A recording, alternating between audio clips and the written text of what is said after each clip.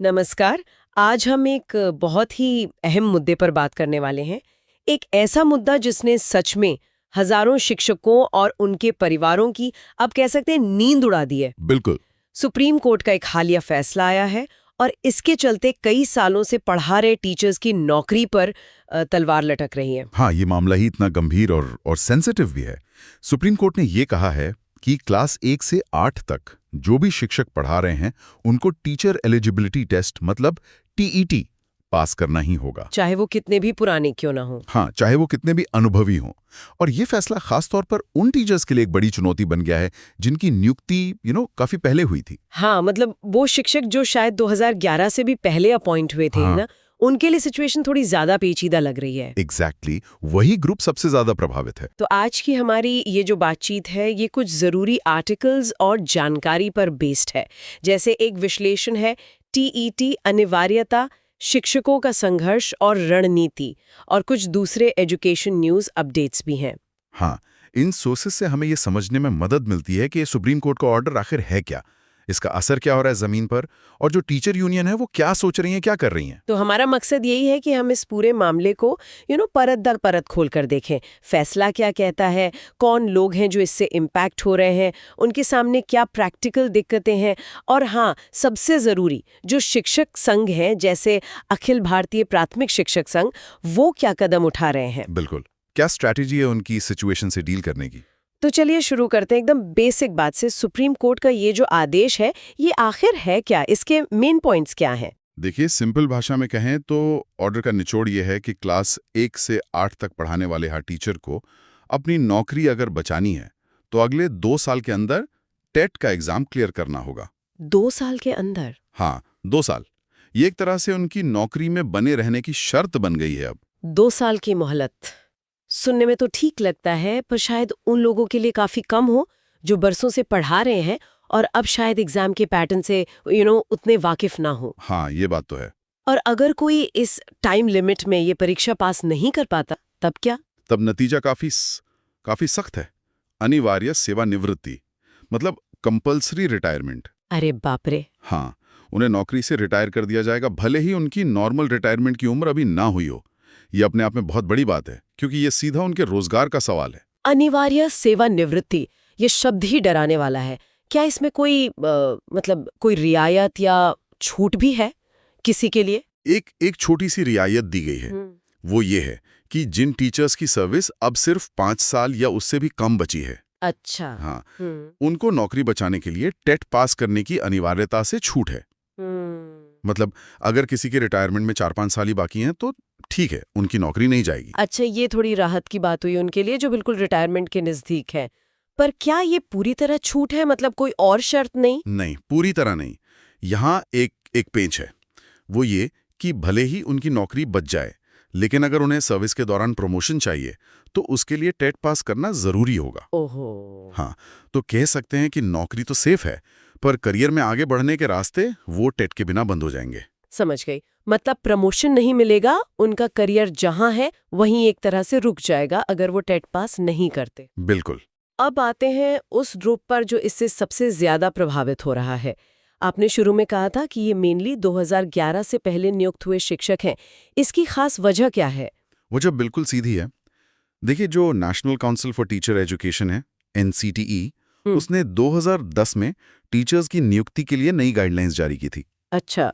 और उन गाइडलाइंस के हिसाब से 2011 के बाद से जितनी भी टीचर भर्तियां हुई उन सब के लिए टेट पास करना कंपलसरी कर दिया गया था। हाँ, ये तो मुझे याद है। तो जो भी टीचर 2011 या उसके बाद भर्ती हुए हैं वो तो ऑलरेडी टेट क्वालिफाइड हैं, उन पे इस फैसले का कोई असर नहीं है। अच्छा, तो ये फैसला असल में उन पर लागू हो रहा है जिनकी अपॉइंटमेंट तब हुई थी जब टेट था ही नहीं। एग्जैक्टली, जब ये क्वालिफिकेशन चाहिए ही नहीं थी। ये तो एक तरह से मतलब नियमों को पीछे जाके लागू करने जैसा हो गया। प्रैक्टिकली तो यही असर हुआ। हाँ, कह सकते हैं, रेट्रोस्पेक्टिव इफेक्ट जैसा ही है ये प्रैक्टिकल सेंस में। तो इन शिक्षकों के सामने क्या खास मुश्किलें आ रही हैं इस आदेश के बाद? मुश्किलें तो कई हैं और काफी सीरियस हैं। पहली और सबसे बड़ी मुश्किल है उम्र। इनमें से ज्यादातर टीचर्स 45-50 या उससे भी ज्यादा उम्र के। हाँ, बिल्कुल। अब इस उम्र में किसी कॉम्पिटिटिव एग्जाम की नए सिरे से तैयारी करना, वो भी तब जब आप सालों से एक अलग रूटीन में हैं, ये मेंटली और फिजिकली दोनों तरह से बहुत मुश्किल हो सकता है। सही बात है, सालों पढ़ाने के बाद फिर से स्टूडेंट बन के एग्जाम की तैयारी आसान नहीं है। और क्या दिक्कतें हैं? दूसरी बड़ी दिक्कत है सिलेबस और एग्जाम पैटर्न का बदलना।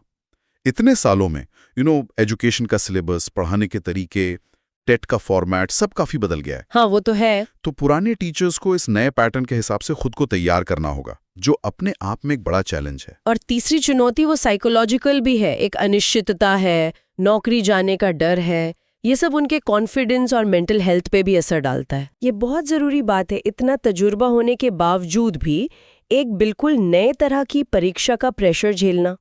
ऐसे में जो शिक्षक संगठन है उनकी भूमिका बहुत अहम हो जाती है।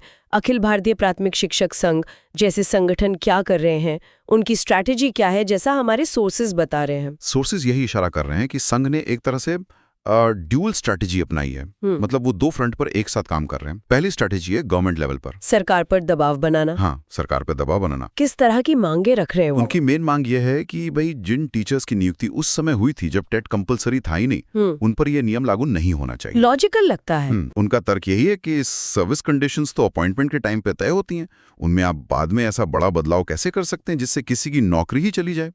वो सरकार से नियमों और सर्विस रूल्स में बदलाव की मांग कर रहे हैं ताकि इन पुराने टीचर्स को राहत मिले। वो चाहते हैं कि उनके अनुभव को भी तो कुछ वजन दिया जाए। सही बात है, यानी वो चाहते हैं कि उनकी जो ओरिजिनल सर्विस कंडीशंस थी उनका सम्मान हो। ये तो हुई सरकार से बातचीत की बात। दूसरी स्ट्रैटेजी क्या है?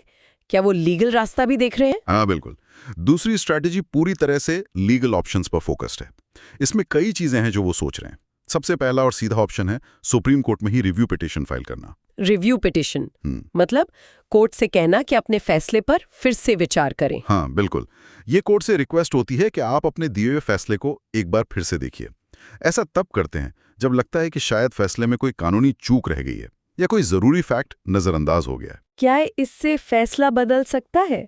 चांस कम होते हैं। कोर्ट अपने ही फैसलों को बहुत कम बदलता है, पर यह एक लीगल रास्ता है जो अवेलेबल है और इसके लिए टाइम लिमिट भी होती है। फैसले की कॉपी मिलने के 30 दिन के अंदर अप्लाई करना होता है। ठीक है, तो ये एक ऑप्शन हुआ, भले ही मुश्किल हो। और क्या लीगल रास्ते हैं उनके पास?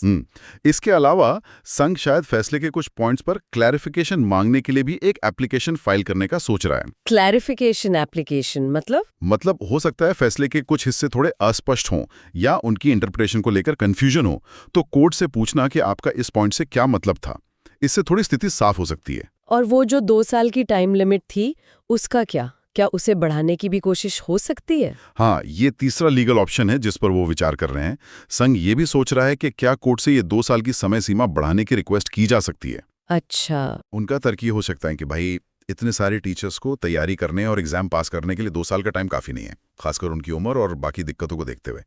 तो ये 3 मेन लीगल रास्ते हैं, रिव्यू पिटीशन, क्लैरिफिकेशन एप्लीकेशन और टाइम लिमिट बढ़ाने की अर्जी, जिन पर संघ काम कर सकता है। ये तो हुई संघ की रणनीतियां, सरकार पर प्रेशर और कानूनी लड़ाई। लेकिन हमारे सोर्सेज में कुछ ऐसी प्रैक्टिकल दिक्कतों का भी जिक्र है जो शायद इन रणनीतियों से भी ज्यादा मुश्किल है। जैसे ये बात सामने आई है कि कुछ शिक्षक तो शायद टेट एग्जाम देने के लिए एलिजिबल ही नहीं है। ये कैसे हो सकता है? हाँ, ये इस मामले का एक बहुत ही क्या कहूँ अजीब और दुखद पहलू है और सोर्सेज ने इसे हाईलाइट किया है। देखिए, टेट एग्जाम में बैठने के लिए कुछ मिनिमम एजुकेशनल क्वालिफिकेशन चाहिए होती हैं, जैसे ग्रेजुएशन और टीचर्स ट्रेनिंग कोर्स, है ना? हाँ, जैसे बीएड या डीएलएड। बिल्कुल। लेकिन कई साल पहले, खासकर जैसे मृतक आश्रित कोटे में या कुछ खास हालात में, ऐसे लोग भी टीचर बन गए थे जिनकी क्वालिफिकेशन सिर्फ इंटरमीडिएट यानी 12वीं पास थी। ओह, तो मतलब ये शिक्षक आज के टेट नियमों के हिसाब से एग्जाम में बैठने के लिए ही एलिजिबल नहीं है। एग्जैक्टली। अगर वो मिनिमम एजुकेशनल क्वालिफिकेशन ही पूरी नहीं करते तो वो टेट का फॉर्म ही नहीं भर सकते। अब सोचिए, सिचुएशन कितनी अजीब है। कोर्ट कह रहा है आपको एग्जाम पास करना है, नहीं तो नौकरी जाएगी, और नियम कह रहे हैं कि आप ये एग्जाम दे ही नहीं सकते। ये तो वाकई कैच 22 वाली सिचुएशन हो गई। हाँ बिल्कुल, एक तरह का डेडलॉक है ये। क्या इसके अलावा भी कोई ऐसी प्रैक्टिकल अड़चन है? हाँ, एक और बड़ी प्रैक्टिकल प्रॉब्लम है एज लिमिट की। ज्यादातर राज्यों में जो टेट होता है या जो सेंट्रल टेट यानी सी टेट होता है, उसमें अप्लाई करने की एक अपर एज लिमिट होती है। अच्छा, हाँ। अब जो टीचर्स 20-25 साल पहले लगे थे, उनमें से कई तो इस एज लिमिट को पार कर चुके हैं, तो वो क्वालिफिकेशन रखते हुए भी सिर्फ ज्यादा उम्र होने की वजह से एग्जाम के लिए अप्लाई ही नहीं कर पाएंगे। तो फिर इन दो ग्रुप्स का क्या होगा? एक वो जो मिनिमम क्वालिफिकेशन पूरी नहीं करते और दूसरे वो जो एज लिमिट पार कर चुके हैं। इनके लिए संघ क्या सोच रहा है? संघ की प्लानिंग ये है कि इन स्पेसिफिक और ज्यादा कॉम्प्लिकेटेड मामलों को अलग से उठाया जाए। वो इन प्रैक्टिकल दिक्कतों को बेस बनाकर सरकार और कोर्ट के सामने स्पेशल छूट या कोई सोल्यूशन निकालने की मांग करेंगे। क्या तर्क देंगे वो? उनका तर्क यही होगा कि जब सिस्टम ही इन टीचर्स को एग्जाम में बैठने से रोक रहा है, चाहे क्वालिफिकेशन के नियम हो या एज लिमिट के, तो फिर उनसे एग्जाम पास करने की उम्मीद करना या ना करने पर सजा देना, ये तो नाइंसाफी है। इसके लिए शायद अलग से पिटिशन फाइल की जाए या गवर्नमेंट लेवल पर स्पेशल केस मानकर छूट मांगी जाए। ये बहुत ही महत्वपूर्ण बिंदु है। ये दिखाता है कि मामला सिर्फ कोर्ट के ऑर्डर का नहीं है, बल्कि उसे लागू करने में जो जमीनी सच्चाइयां हैं वो भी उतनी ही जरूरी है। बिल्कुल। तो अगर हम इन सभी सोर्सेज से मिल रही जानकारी को एक साथ रखकर देखें तो क्या तस्वीर उभरती है? क्या लगता है ये टीचर्स और उनके संगठन इतनी आसानी से हार मानने वाले हैं? नहीं, जो संकेत मिल रहे हैं उससे तो यही लगता है कि वो आसानी से हार नहीं मानेंगे। ये उनके लिए एक तरह से अस्तित्व की लड़ाई है। वो मल्टी प्रोंग्ड स्ट्रगल कर रहे हैं। हाँ, दिख रहा है। एक तरफ पॉलिटिकल और एडमिनिस्ट्रेटिव लेवल पर सरकार से बातचीत, नियमों में बदलाव की कोशिश, दूसरी तरफ सुप्रीम कोर्ट में लीगल ऑप्शंस का इस्तेमाल करके राहत पाने की कोशिश, और तीसरी तरफ उन टीचर्स के लिए खास समाधान खोजने की कोशिश जो सिस्टम की वजह से एग्जाम ही नहीं दे सकते। उनका लक्ष्य तो साफ है, किसी भी तरह से इन अनुभवी शिक्षकों की नौकरी बचाना और उनका भविष्य सिक्योर करना। लेकिन यहाँ एक दुविधा सी भी दिखती है ना? एक तरफ शायद सरकार और कोर्ट का इरादा ये है कि भाई एजुकेशन की क्वालिटी बनी रहे, उसके लिए सभी टीचर्स के लिए एक मिनिमम स्टैंडर्ड जैसे टेट हो। ये भी अपने आप में एक जायज़ मकसद लगता है। बिल्कुल, इसमें कोई दो राय नहीं कि टेट का मकसद तो यही माना जाता है कि टीचर्स में कम से कम एक बेसिक लेवल की योग्यता और पढ़ाने की क्षमता हो। लेकिन दूसरी तरफ हजारों ऐसे टीचर्स हैं जिन्होंने सालों सर्विस दी है, अनुभव कमाया है, और जिनकी नियुक्ति के समय यह स्टैंडर्ड था ही नहीं। हाँ, उनके अनुभव का, उनकी सर्विस का और उनके ह्यूमन राइट्स का सवाल भी उतना ही अहम है। ये एक बहुत ही मुश्किल बैलेंस बनाने वाला मामला है। खास तौर पर 2011 से पहले अपॉइंट हुए हजारों टीचर्स के सामने एक बहुत बड़ी चुनौती खड़ी कर दी है। 2 साल के अंदर एग्जाम पास न करने पर कंपल्सरी रिटायरमेंट का खतरा है। और हमने ये भी देखा कि कैसे अखिल भारतीय प्राथमिक शिक्षक संघ जैसे संगठन इस सिचुएशन से निपटने के लिए एक मल्टी लेयर्ड स्ट्रैटेजी पर काम कर रहे हैं। इसमें सरकार पर नियमों में बदलाव के लिए प्रेशर बनाना, सुप्रीम कोर्ट में रिव्यू पिटिशन, क्लैरिफिकेशन एप्लीकेशन या टाइम लिमिट बढ़ाने जैसे लीगल ऑप्शंस पर विचार करना शामिल है। हाँ, और साथ ही जो प्रैक्टिकल दिक्कतें हैं, जैसे मिनिमम क्वालिफिकेशन पूरी ना करना या एज लिमिट पार कर जाना, इन मुद्दों को भी वो जोर शोर से उठाने की तैयारी में है। बिल्कुल, और ये प्रैक्टिकल दिक्कतें इस मामले को और भी ज्यादा पेचीदा बना देती हैं। ये दिखाती हैं कि कई बार पॉलिसी लेवल के फैसलों को जमीन पर उतारना कितना चैलेंजिंग हो सकता है। आखिर में ये पूरी स्थिति हमें एक बड़े और महत्वपूर्ण सवाल पर सोचने को मजबूर करती है। ये सवाल सिर्फ एजुकेशन सेक्टर का नहीं है, बल्कि शायद हर प्रोफेशन पर लागू होता है। हाँ, क्या सवाल है वो? सवाल ये है कि जब किसी सर्विस में जो लोग कई सालों से काम कर रहे हैं, उन पर बाद में कोई नई कंपल्सरी क्वालिफिकेशन या शर्त लागू की जाती है, तो इसका उन पर क्या असर पड़ता है? क्या सालों के तजुर्बे को नई स्टैंडर्डाइज्ड क्वालिफिकेशंस के सामने कम करके आंका जाना चाहिए? ये बहुत वैलिड पॉइंट है। अनुभव वर्सेस नई योग्यताएं। हाँ, अनुभव और नई अनिवार्य योग्यताओं के बीच एक प्रैक्टिकल बैलेंस कैसे बनाया जा सकता है? ये कुछ ऐसे सवाल हैं जिन पर शायद और ज्यादा सोचने की जरूरत है, ताकि भविष्य में ऐसी नीतियां बनाते समय मानवीय पहलू और जमीनी हकीकत को भी ध्यान में रखा जा सके। बिल्कुल सही कहा। ये एक बहुत बड़ा सवाल है जिस पर विचार होना चाहिए।